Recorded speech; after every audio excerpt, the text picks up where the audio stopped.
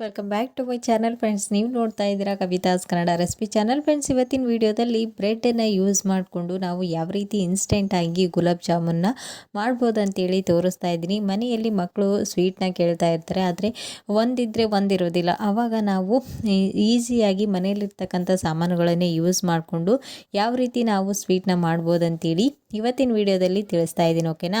ಬನ್ನಿ ಫ್ರೆಂಡ್ಸ್, ಹಾಗಾದರೆ ತಡ ಮಾಡ್ದೇನೆ ಈ ರೆಸಿಪಿನ ಯಾವ ರೀತಿ ಮಾಡೋದು, ಇದಕ್ಕೆ ಬೇಕಾಗೋ ಸಾಮಾನುಗಳು ಯಾವಂತೇಳಿ ನೋಡ್ಕೊಂಬರೋಣ. ಓಕೆನಾ? ಸೊ ಫ್ರೆಂಡ್ಸ್, ನಾನಿಲ್ಲಿ ಮೊದಲೇದಾಗಿ ಒಂದು 6ರಿಂದ 7 ಬ್ರೆಡ್ ಸ್ಲೈಸ್ಗಳನ್ನು ತೊಗೊಂಡಿದ್ದೀನಿ. ನೀವು ಎಷ್ಟು ಕ್ವಾಂಟಿಟಿಯಲ್ಲಿ ಮಾಡ್ತೀರಾ ನೋಡಿಕೊಂಡು ತಗೊಳ್ಳಿ. ಇವಾಗ ನಾನು ಈ ಬ್ರೆಡ್ ಸ್ಲೈಸ್ಗಳನ್ನು ಒಂದು ಮಿಕ್ಸಿ ಜಾರ್ಗೆ ಹಾಕ್ಕೊಂಡು ಚೆನ್ನಾಗಿ ಗ್ರೈಂಡ್ ಮಾಡ್ಕೊಳ್ತಾ ಇದ್ದೀನಿ. ಇದನ್ನು ಪೌಡರ್ ಥರ ಮಾಡ್ಕೊಳ್ಬೇಕು.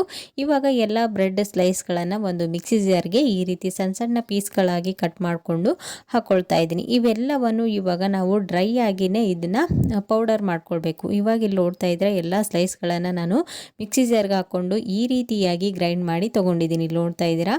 ನಿಮಗೆ ಇಷ್ಟು ಒಮ್ಮೆಗೆ ಹಾಕ್ತಾ ಇಲ್ಲ ಅಂದರೆ ನೀವು 2 ಬ್ಯಾಚಲ್ಲಿನೂ ಕೂಡ ಇದನ್ನು ಗ್ರೈಂಡ್ ಮಾಡಿ ತೊಗೊಳ್ಬೋದು. ಓಕೆನಾ ಫ್ರೆಂಡ್ಸ್? ಇವಾಗ ಪುಡಿ ಮಾಡಿರುವಂಥ ಈ ಬ್ರೆಡ್ಡನ್ನು ನಾವು ಒಂದು ಮಿಕ್ಸಿಂಗ್ ಬೌಲ್ಗೆ ಹಾಕ್ಕೊಂಡು ಚೆಕ್ ಮಾಡ್ಕೊಳ್ಬೇಕು. ಈ ಪೌಡರ್ ಚೆನ್ನಾಗಿ ಗ್ರೈಂಡ್ ಆಗಿದೆ ಇಲ್ವಾ ಅಂತೇಳಿ ಚೆಕ್ ಮಾಡ್ಕೊಳ್ಳಿ. ಇಲ್ಲಾಂದರೆ ಏನಾಗುತ್ತೆ, ನಾವು ಜಾಮೂನ್ ಮಾಡಿಕೊಂಡು ಫ್ರೈ ಮಾಡ್ಕೊಂಡಾಗ ಕ್ರ್ಯಾಕ್ಸ್ಗಳು ಬಿಟ್ಟು ಎಣ್ಣೆಲಿನೇ ಎಲ್ಲ ಉಂಡೆಗಳು ಹೊಡ್ಕೊಳ್ಳುತ್ತೆ. ಸೊ ಹಾಗಾಗಿ ಈ ಮೇನ್ ಟಿಪ್ಪನ್ನು ನೀವು ನೆನ್ಪಿಟ್ಕೊಳ್ಳೇಬೇಕು. ಇವಾಗ ಇಲ್ಲಿ ನೋಡ್ತಾ ಇದ್ರೆ ನಾನು ಚೆನ್ನಾಗಿ ಇದನ್ನು ಗ್ರೈಂಡ್ ಮಾಡಿ ತೊಗೊಂಡಿದ್ದೀನಿ. ಇವಾಗ ಇದಕ್ಕೆ ನಾನು 1 ಕಪ್ನಷ್ಟು ಕಾಯಿಸಿ ಆರಿಸಿರುವಂಥ ಹಾಲನ್ನು ಹಾಕ್ಕೊಂಡು ಇದನ್ನು ಮಿಕ್ಸ್ ಮಾಡ್ಕೊಳ್ತಾ ಇದ್ದೀನಿ.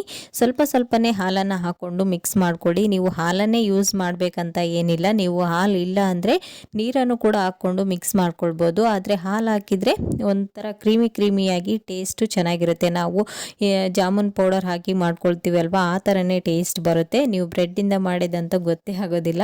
ಸೊ ಹಾಗಾಗಿ ನೀವು ಮಿಲ್ಕ್ ಬಳಸೋದೇ ಬೆಸ್ಟು. ಇಲ್ಲ ಅಂದರೆ ನೀವು ನೀರನ್ನು ಕೂಡ ಯೂಸ್ ಮಾಡ್ಬೋದು. ಓಕೆನಾ?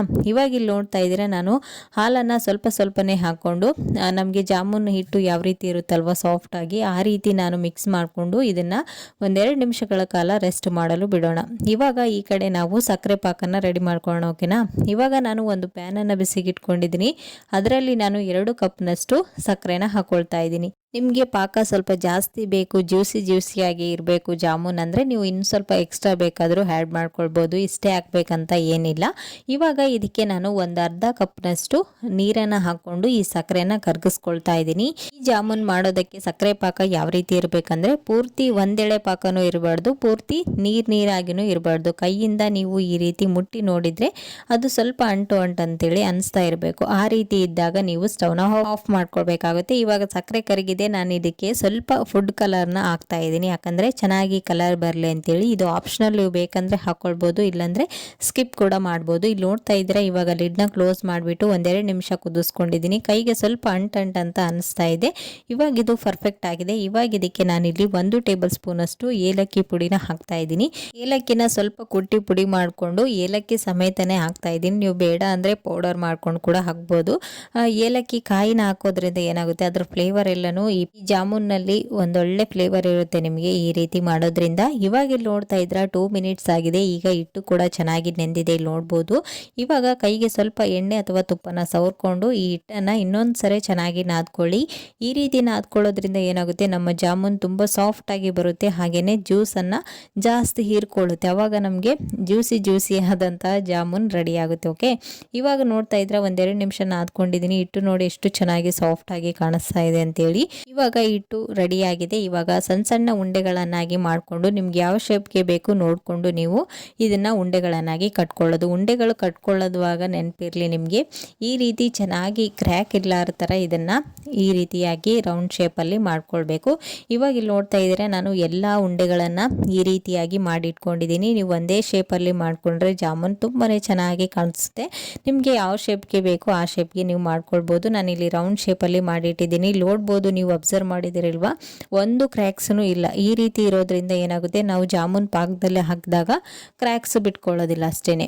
ಇವಾಗ ಎಲ್ಲ ಉಂಡೆಗಳನ್ನು ರೆಡಿ ಮಾಡ್ಕೊಂಡಿದ್ದಾಯ್ತು. ಈ ಕಡೆ ಎಣ್ಣೆ ಕೂಡ ಕಾಯಕ್ಕಿಟ್ಟಿದ್ದೀನಿ. ಎಣ್ಣೆ ಕಾದ ನಂತರ ಇದಕ್ಕೆ ನಾವು ಮೊದಲಿಗೆ ರೆಡಿ ಮಾಡಿ ಇಟ್ಕೊಂಡಿರುವಂತಹ ಈ ಉಂಡೆಗಳನ್ನು ಹಾಕೊಂಡು ಫ್ರೈ ಮಾಡ್ಕೊಳ್ಬೇಕು. ಫ್ರೆಂಡ್ಸ್, ನೆನಪಿರ್ಲಿ ನಿಮಗೆ, ಸ್ಟವ್ನ ಲೋ ಫ್ಲೇಮಲ್ಲಿ ಇಟ್ಟು ನೀವು ಈ ಜಾಮೂನ್ ಉಂಡೆಗಳನ್ನು ಫ್ರೈ ಮಾಡ್ಕೊಳ್ಬೇಕು. ಯಾಕಂದ್ರೆ ನೀವು ಒಂದ್ ವೇಳೆ ಹೈ ಫ್ಲೇಮಲ್ಲಿ ಇಟ್ಟರೆ ಮೇಲ್ಗಡೆ ಮಾತ್ರ ಚೆನ್ನಾಗಿ ಫ್ರೈ ಆಗುತ್ತೆ, ಅದರ ಒಳಗಡೆ ಹಿಟ್ಟಿನ ಅಂಶ ಹಾಗೇನೆ ಚೆನ್ನಾಗೇ ಉಳ್ಕೊಳ್ಳುತ್ತೆ. ಸೊ ಹಾಗಾಗಿ ಎಣ್ಣೆ ಲೋ ಫ್ಲೇಮಲ್ಲಿ ಇಟ್ಟು ಉಂಡೆಗಳನ್ನು ನೀಟಾಗಿ ಒಂದೆರಡು ನಿಮಿಷಗಳ ಕಾಲ ಪೇಷನ್ಸಿಂದ ಈ ರೀತಿ ಬ್ರೌನ್ ಕಲರ್ ಬರೋವರೆಗೂ ನೀಟಾಗಿ ಇದನ್ನು ಫ್ರೈ ಮಾಡ್ಕೊಳ್ಬೇಕು. ಓಕೆನಾ, ಇದನ್ನು ಟಚ್ ಮಾಡ್ದೇ ರೌಂಡ್ ಶೇಪಲ್ಲಿ ಈ ರೀತಿ ಕೈ ಆಡಿಸ್ತೇನೆ ವಿಡಿಯೋದಲ್ಲಿ ತೋರಿಸಿದ ಹಾಗೆ ನೀವು ಚೆನ್ನಾಗಿ ಫ್ರೈ ಮಾಡ್ಕೊಳ್ಳಿ. ಇವಾಗ ಎಲ್ಲ ಉಂಡೆಗಳನ್ನು ನೀಟಾಗಿ ಫ್ರೈ ಮಾಡ್ಕೊಂಡಿದ್ದೀನಿ. ಇಲ್ಲಿ ನೋಡ್ತಾ ಇದ್ರೆ ಎಷ್ಟು ಕ್ರಿಸ್ಪಿಯಾಗಿ ಚೆನ್ನಾಗಿ ಬಂದಿದೆ ಅಂತೇಳಿ. ಇವಾಗ ಈ ರೆಡಿ ಮಾಡಿಟ್ಕೊಂಡಿರುವಂಥ ಉಂಡೆಗಳನ್ನು ಸ್ವಲ್ಪ ಬಿಸಿ ಇರುವಂಥ ಪಾಕದಲ್ಲಿ ಹಾಕ್ಕೊಳ್ಳೋದು. ಸ್ವಲ್ಪ ತಣ್ಣಗಾದರೆ ಸ್ವಲ್ಪ ಬಿಸಿ ಮಾಡ್ಕೊಳ್ಳಿ, ಅಂದರೆ ಉಗುರು ಬೆಚ್ಚಿಗಂತ ಹೇಳ್ತೀವಿ ಅಲ್ವಾ, ಆ ರೀತಿ ಇರಬೇಕು ಪಾಕ. ಆವಾಗನೇ ಈ ಉಂಡೆಗಳು ಚೆನ್ನಾಗಿ ಪಾಕನ ಅಬ್ಸರ್ವ್ ಮಾಡುತ್ತೆ. ಇವಾಗ ಒಂದೆರಡು ನಿಮಿಷಗಳ ಕಾಲ ಈ ಉಂಡೆಗಳನ್ನು ಹಾಕಿ ಲಿಡ್ನ ಕ್ಲೋಸ್ ಮಾಡಿ ಇಟ್ಬಿಡಿ. ಇಲ್ಲಿ ನೋಡ್ತಾ ಇದ್ದೀರಾ ಇವಾಗ ಎಲ್ಲ ಉಂಡೆಗಳನ್ನು ಹಾಕಿ ಒಂದು 5 ನಿಮಿಷ ಆಗಿದೆ. ಇವಾಗ ನೋಡ್ತಾ ಇದ್ರೆ ಎಷ್ಟು ಸಾಫ್ಟ್ ಆಗಿ ಕಾಣಿಸ್ತಾ ಇದೆ ಅಲ್ವಾ. ಯಾವುದೇ ಮಿಲ್ಕ್ ಪೌಡರ್ ಬೇಕಾಗಿಲ್ಲ, ಹಾಗೇನೆ ಜಾಮೂನ್ ಪೌಡರ್ ಬೇಕಾಗಿಲ್ಲ. ಮಕ್ಕಳು ಕೇಳಿದಾಗ ಮನೆಯಲ್ಲಿ ಒಂದು 4ರಿಂದ 5 ಬ್ರೆಡ್ ಸ್ಲೈಸ್ಗಳಿದ್ರೆ ಈ ರೀತಿ ಇನ್ಸ್ಟೆಂಟ್ ಆಗಿ ನೀವು ಗುಲಾಬ್ ಜಾಮೂನ್ನ ಪ್ರಿಪೇರ್ ಮಾಡ್ಬೋದು. ಇಲ್ಲಿ ನೋಡಿ ಎಷ್ಟು ಸಾಫ್ಟ್ ಆಗಿ ಜ್ಯೂಸಿಯಾಗಿ ಬಂದಿದೆ ಅಲ್ವಾ ಫ್ರೆಂಡ್ಸ್. ಇವಾಗ ಒಂದು ಜಾಮೂನನ್ನು ಕಟ್ ಮಾಡಿ ತೋರಿಸ್ತಾ ಇದ್ದೀನಿ. ಇಲ್ಲಿ ನೋಡ್ಬೋದು ಎಷ್ಟು ಚೆನ್ನಾಗಿ ಒಳಗಡೆ ಪಾಕನ ಹೀರ್ಕೊಂಡಿದೆ ಅಲ್ವಾ. ತುಂಬ ಸಾಫ್ಟ್ ಆಗಿ ಚೆನ್ನಾಗಿರುತ್ತೆ. ನೀವು ಒಂದ್ಸಲ ಖಂಡಿತ ಮನೆಯಲ್ಲಿ ಟ್ರೈ ಮಾಡಿ ಫ್ರೆಂಡ್ಸ್. ನೋಡಿದ್ರಲ್ವಾ ಇವತ್ತಿನ ಈ ರೆಸಿಪಿ ನಿಮಗೆ ಇಷ್ಟ ಆಯ್ತಂತ ಅನ್ಕೊಂಡಿದ್ದೀನಿ. ಇಷ್ಟ ಆದರೆ ಪ್ಲೀಸ್ ಒಂದು ಲೈಕ್ ಕೊಡೋದನ್ನ ಮರಿಬೇಡಿ. ನೀವೇನಾದರೂ ಹೊಸದಾಗಿ ನನ್ನ ಚಾನಲ್ ನೋಡ್ತಾ ಇದ್ರೆ ಪ್ಲೀಸ್ ಸಬ್ಸ್ಕ್ರೈಬ್ ಮಾಡ್ಕೊಂಡು ನೋಡಿ, ಹೀಗೆ ಸಪೋರ್ಟ್ ಮಾಡ್ತಾ ಇರಿ. ಮತ್ತೆ ನಾಳೆ ಹೊಸ ರೆಸಿಪಿಯೊಂದಿಗೆ ಮತ್ತೆ ನಿಮ್ಮನ್ನ ಮೀಟ್ ಮಾಡ್ತೀನಿ ಫ್ರೆಂಡ್ಸ್. ಅಲ್ಲಿವರೆಗೂ ಟೇಕ್ ಕೇರ್, ಬಾಯ್.